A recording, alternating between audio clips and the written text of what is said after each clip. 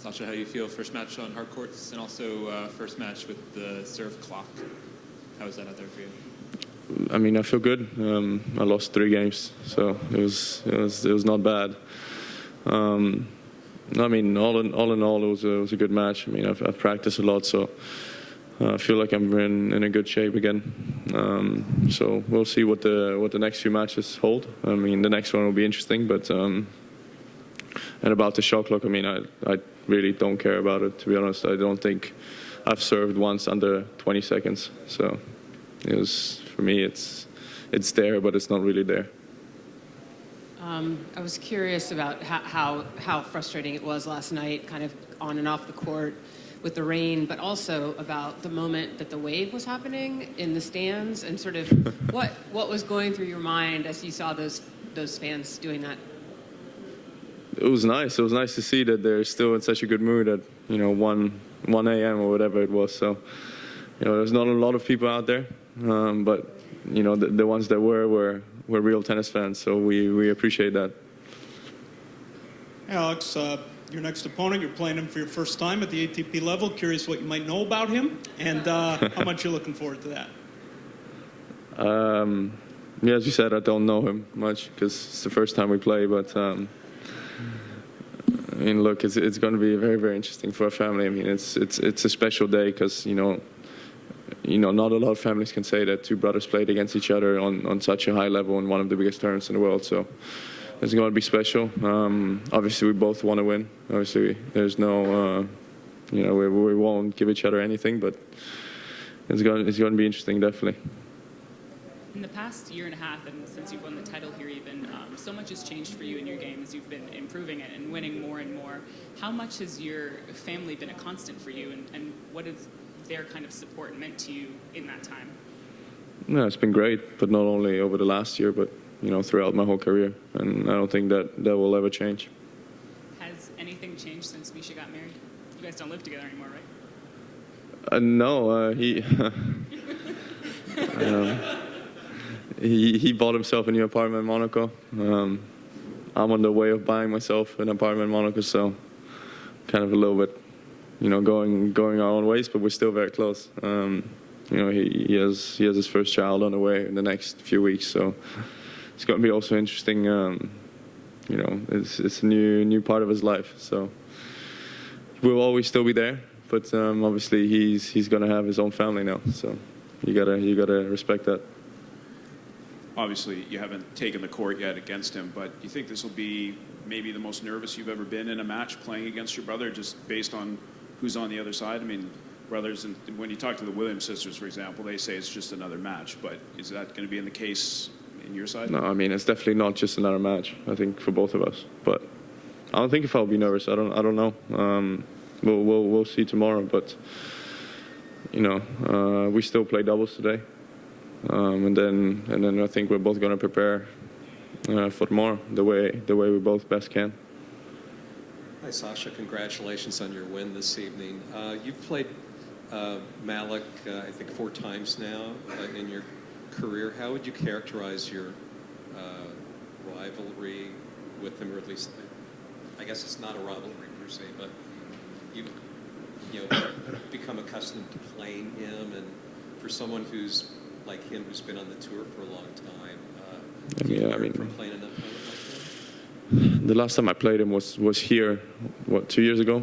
So it's been a while, and a lot of things I think in my life have changed since then. Back then I was 25, 30 in the world. Now I'm 3, and I'm still, of course, trying to continue to get better. But we played 4 times. I played a lot of players 4 times. I don't think that's you can call that a rivalry. I noticed last night towards one of the rain delays on the changeover, you looked up at the sky and opened your mouth, looking like you were trying to catch a raindrop. And then I noticed also when you were sitting on the bench that you grabbed the umbrella from the ball kids. Yeah. How did you and Malik handle the on again, off again rhythm of the match last night? I mean, as you could see, I was trying to entertain myself somehow. just trying to improve my singing skills or something. So sometimes you got to take it with humor. I mean, we've been out there at 1 a.m. and those raindrops still coming, and we still try to play. So, I mean, sometimes in life, I was also tired, and kids sometimes need entertainment.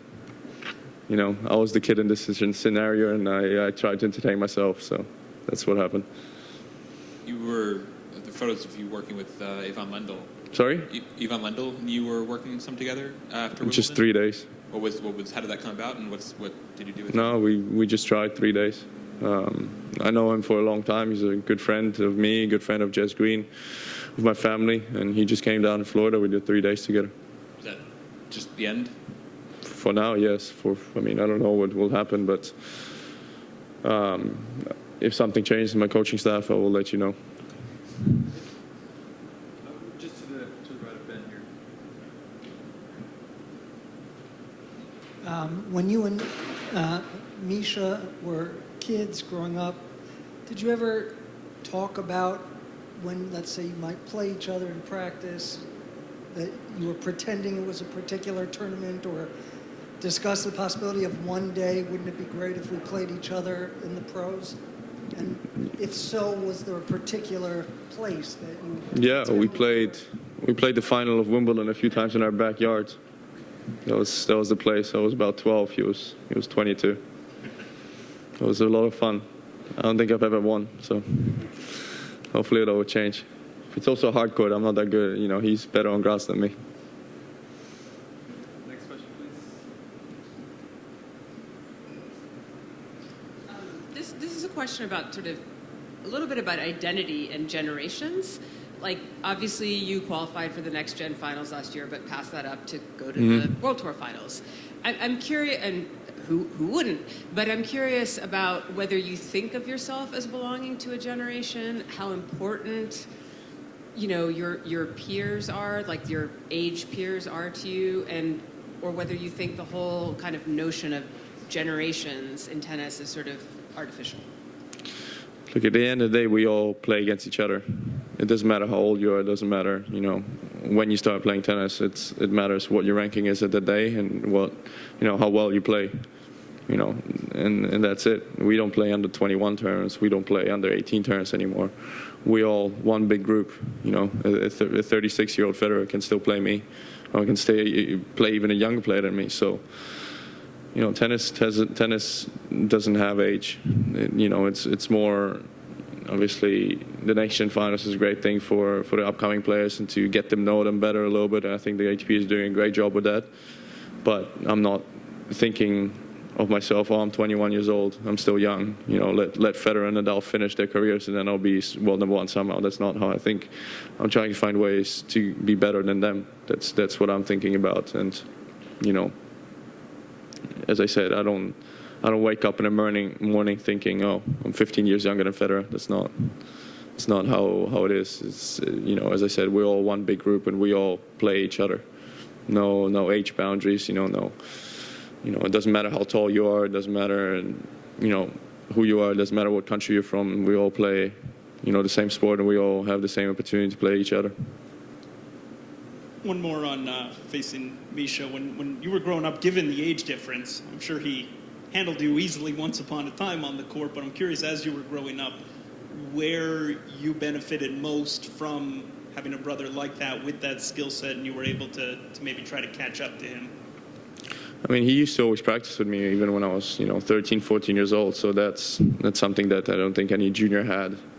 Having an older brother that is top 100 and, being able to practice with him on a daily basis for a 13 or 14-year-old kid gives you a lot of advantage in your development. And you learn how to play, adult tennis kind of. So, that definitely was probably the biggest advantage. On the practice court, when we played, it was always serious. It was never like, oh, he's younger than me, so I'm just going to give him a few points here and a few points there. No, it's always, he always, when he could, he would try to beat me 6-0, 6-1. So, I hope it's not going to be like that tomorrow. So, we'll see.